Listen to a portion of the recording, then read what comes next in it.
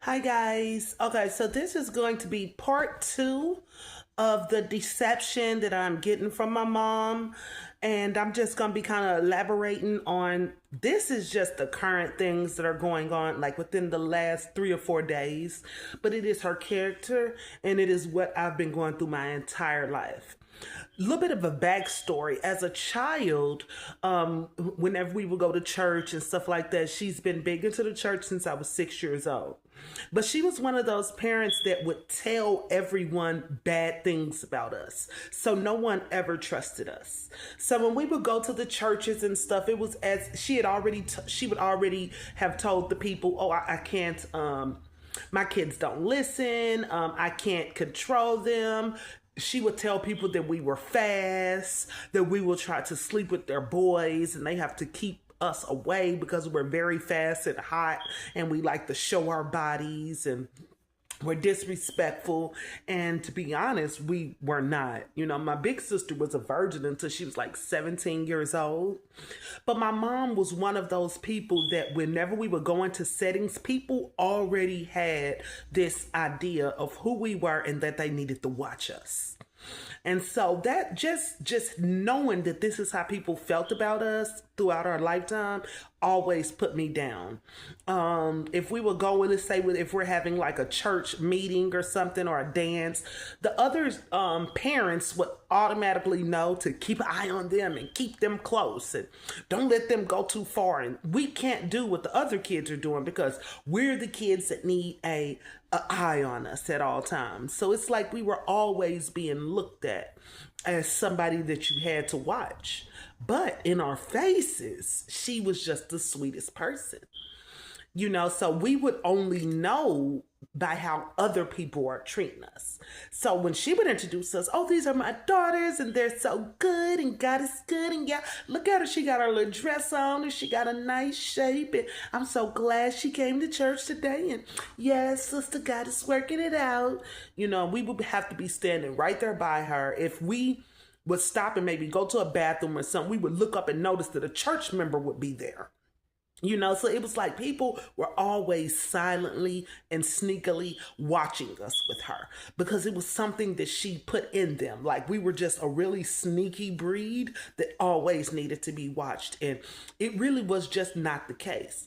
So therefore, other kids were able to run and play and have fun. And we were always watched as if they're about to do something. We know it, but in our faces, we're sweet, we're kind, we're such loving girls. Oh, we're good girls, and she loves kids, and she's so smart. So it's behind our backs and the way we are being treated, how we know what is going on. So that's just a little upbrush of being a kid on up to the point to where she she did this to me my whole life. Everybody thought that I was bad. I was always the bad kid, no matter where I went. Even before I went into foster care at 10 years old. And so this was my life before 10. She needs to be watched. She can't have any kind of freedom. You have to keep her. You have to tell her what to do. You have to make sure she's always listening because she's going to do something. So that's actually how I was treated. So I started running away at an early age and then foster care came. I'm going to tell y'all about that because it was wild. Before I went into foster care at 10 years old, I had a life, y'all. I had a life and I would love to tell y'all about it because it was something. I learned a lot of stuff during that time. I had a friend my age who was being raped by her older brother at the time. We all started wearing Pampers and bottles again at that time. My friends between the age of 6 and 8, because my friend that was being molested by her brother, raped, told us that if you have on a pamper or a bottle, they won't touch you. And so me and a few other our friends, we would go to Walmart. We would catch the bus at 8 or 9 years old. We would go to Walmart and we would steal bottles, pacifiers, and Pampers. And then on the way back, it was like a woods that we would walk through to get to our homes, and we would put on all of our baby stuff. And so, especially when we would spend the night at Aretha's house, because Aretha let us know that if we had on Pampers or if we had a bottle or a pacifier, then he won't touch us. And so that is a way of us as children learn that we can stop older people from touching us, even though we were kids that were out here on our own. So a lot of kids, just about every kid in my circle at that time, between the age of 6 and 9, were being touched. I had one friend that had been touched. Oh man, I don't like talking about that, baby. But we found out about hers in first grade, and it was horrible because they were giving her to other men. And so we were in the first grade. I remember her having to like walk to school, and she would be very dirty and stinky, and people didn't want to be by her because they didn't know what was going on in her house. She was such a sweet girl. And so after school, she started hanging with the kids who didn't want to go home because of, what was going on. As soon as school, we would all get together as a group, about 8 or 9 of us. She would go and get her younger cousins and bring them to the park with us so that they wouldn't be hurt, and we would watch those babies. They were in Pampers, so maybe the oldest was 2, but they were usually in their months or 1. And so we would take care of the babies and put on our Pampers and act like babies so that grown-ups wouldn't take advantage of us. I'm gonna tell y'all more about that, but let's go back to my mom, y'all. So this is why I started this channel, is because so many things have happened that I have kept secret for a long time. I think if my family knew what I truly have been through, they would understand why I'm a loner, why I have to spend time just gathering myself because of the abuse I suffered. I am usually half in the spiritual and half in the physical. By me learning to get out of my body during times when things like that were happening, I can do it all the time now. I could do it throughout the day. And any time that certain thoughts arise or I feel scared, I go. And so my body is here. And I don't remember sometimes what is happening when myself is not in this vessel. And I know that's hard for you guys to even fathom, but it's my life, and I'm gonna try my best to explain it for you. And so this is another reason I'm alone. But let me go back to talking about my mom real quick. So I end up writing some stuff down because you see, I just start blabbering and just talking about all kind of stuff because I have so much trauma that I don't know where to start. So I'm just starting everywhere, guys. Bear with me. So I'm going to just go back as far as like the trauma with my mom. And we're going to talk about her always acting like she just doesn't know. And then on the things that are going on, and just always acting like everything is peachy and happy and God is so good. Which he is a good God, and I'm so glad that I know him, but I have been places where I know there is a spirit world, and there is a God, and there is a light, and there are angels just as well as the devil and his demons. So one thing I want to talk about the mean sneakiness is with her sister. So the sister that I'm talking about is the one that I am living on a piece of land next to her. And now my mom is living with my auntie right now for help. And this is when all this started kicking up. Now that my mom is there, she is starting to change things, and it's starting to be weird now. But as far as the meanness to my aunt is 50 years old, and she walks with a walker. She's been having leg problems since she was 40 years old. If you guys ever heard about something that's called stealing people's destinies and then praying against people's downfalls, and when you notice somebody is getting physically weak around you and the other person is staying physically strong, something spiritual might be happening. Y'all might not know about that, but I do. And that's my auntie is actually about 15 years younger than my mom. Very sweet lady. She is a virgin. She is a Christian. She's never had a boyfriend. She's never drank or smoked. She is the closest thing to perfection. Never raised a voice. This girl really lives and walks with God. And she is going to have like a special place in heaven because of her life. She has identical twin sister. They are both virgins. They are 51 years old. Never had a boyfriend. Never drank. Never smoked. Never cussed. I mean, she goes to church. She went to work. She goes home. That is it. And spends time with her family. That's it. That's all. She started having health issues probably at about 10 years ago. It started with her leg. And then from there, just like a knee, she fell down, had some knee pain. And from there, the knee started swelling up and she couldn't put pressure on it. Then she went from walking with a cane to a walker. And now she has lymphedema.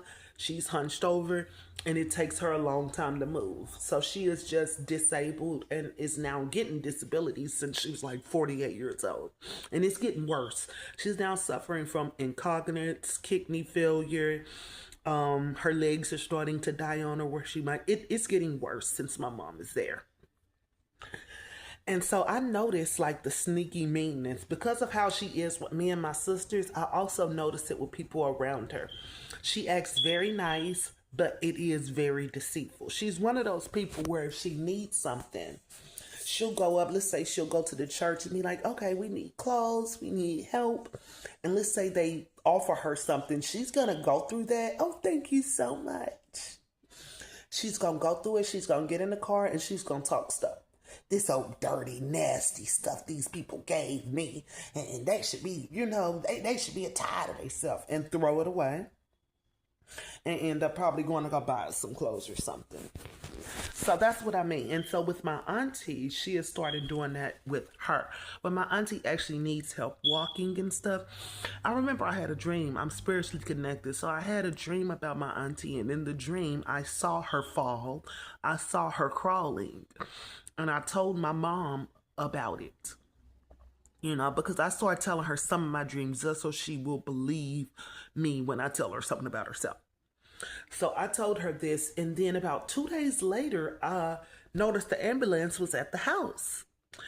And so I got up, I went on over there. I noticed that they had got there, but my auntie was up already. So I'm like, what's going on? So I went in the house. My auntie had fell. The day after I told my mother that dream. My auntie had fell. Okay. And instead of my mom helping her up, my mom told her, I can't help you up. You're not going to hurt my back, because this is how other people get hurt. Whenever you hurt, you put your weight on me, then that's going to cause me to start getting hurt. Now, you ain't going to hurt me. You're going to have to do this yourself. So if you know that pain can be transcended, if you know just off somebody's action, you can cause pain, why you got your sister crawling?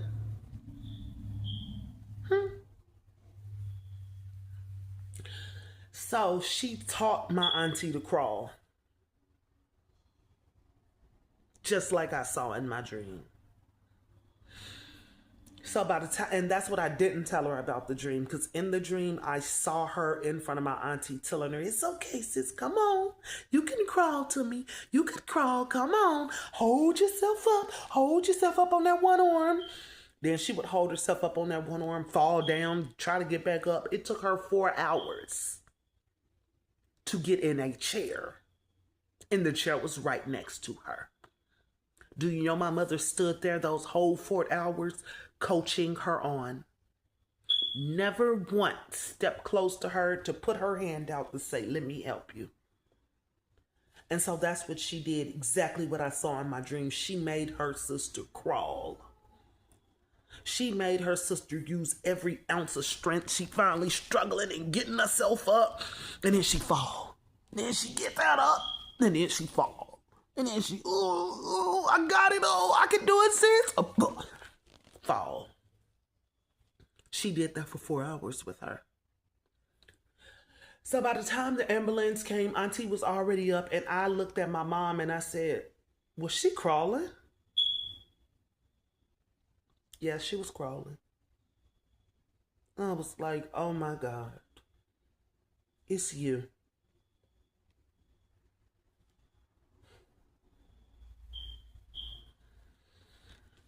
All right, so also, not helping her in any way.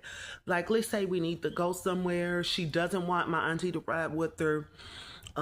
She made my auntie start catching a car ride. She didn't want to wait for her. She didn't want to help her with her walker. She don't want her walker in her car. For Thanksgiving, she brought my auntie over. And I noticed, like, after 30 minutes, they were still out front. She had my auntie taking one step at a time in that walker. Once my auntie got to the car with the walker, and she cannot walk without her walker, my mama stood at the trunk of the car and was telling my auntie, come on, come on. You got to make it here. You got to make it all the way to me with that walker. Put the walker in yourself and then make it back over there. That's what she was telling my auntie to do. And so my auntie is trying to stand up. It's on the curb. It's leaves everywhere. She trying to wiggle to the back of the truck. Once she got there, she was going to have to try to lift up that walker, which she can't, put it in there herself, and now walk from the trunk to the passenger side with no walker and no assistance, holding on to the car because my mama says, you can't touch me. You ain't gonna hurt my back. So once I started seeing all of this, and then on top of that, making my auntie pay for her food, asking my auntie for stuff, even though she's living there with my aunt, giving her little small love offerings once a week, before she found out about my child support and decided to hold the family meeting and started trying to make me give all the money up. She was just giving little love offerings. I can't pay you every week. I can't pay your mortgage. I can't pay no bill. What I can do is I can give you a little love offering when I got it. That's $5 or $10. I promise you, that's as much love as she got.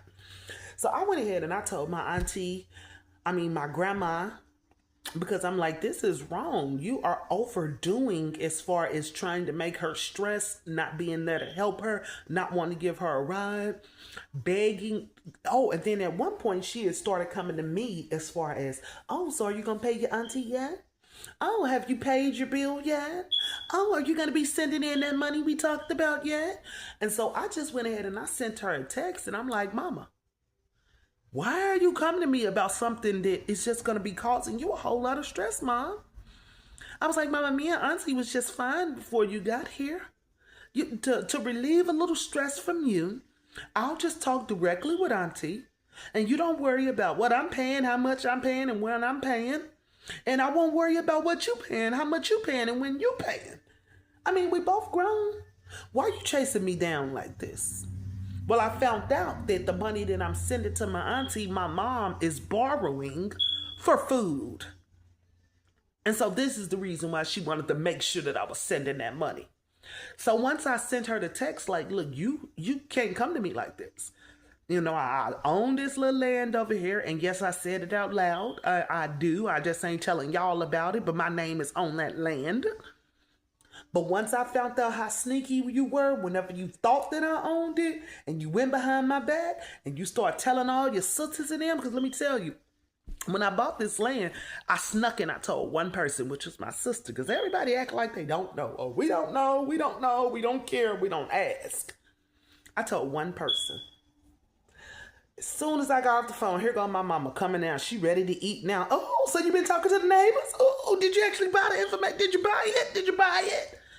And so I'm just surpassing those questions because I knew where she got the info from and I knew she was now trying to get more information from me. Well, did you buy the land? And I'm like, I'm not talking about that right now. Well, did you talk to the neighbor? Can you give me that number? And I'm like, what number are you talking about, mama? Because as far as I know, I ain't told you nothing. So what number are you talking about? Because you don't know nothing. Don't nobody talk to you. So what number are you questioning me about? What land are you talking about, mama? Because I didn't talk to you about this and you don't know nothing. So what you talking about? So I just acted like I didn't know either. And so she was trying her best to get me the number to the land to find out if my name was on it. Then she calls my auntie. Had my auntie start calling. Hey, I wanted to talk to you about the land. Can you send me the number?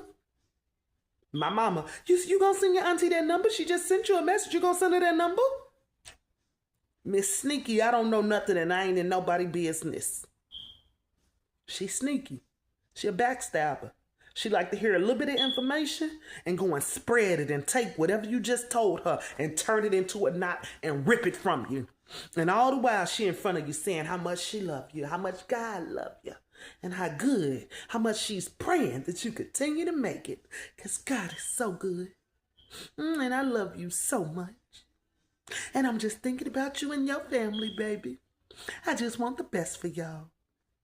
And all in the back, yeah, she done went and bought that land. Get that number. Put your name on the land. Find out who she talking to. Find out who name is on it so you can get on it too. Sad. So I went ahead and I told my grandma about the way she was treating my auntie. And then my grandma don't talk to me. Mama, they talked to auntie.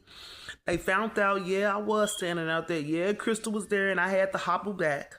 But now my mama don't want me telling her business. Now, the same way you go around telling everybody my business, you can't take the heat when you standing in the kitchen. Now, you don't want nobody knowing yours, but you done told all of mine. So now, there it is. You got it to where now grandma's passing messages through mom. My auntie that wanted the number to the land that I'm on is now passing messages. My sister, she passing messages over there too. And everybody acting like they love me. And nothing's going on. Oh, no, nobody's fighting. Everybody loves each other. Oh, yeah, I just talked to grandma. Oh, yeah, I talk to the twin all the time. Oh, yeah, I talk to your sister. Yeah, they love you. It's good. Why they ain't talking to me? Oh, I don't know.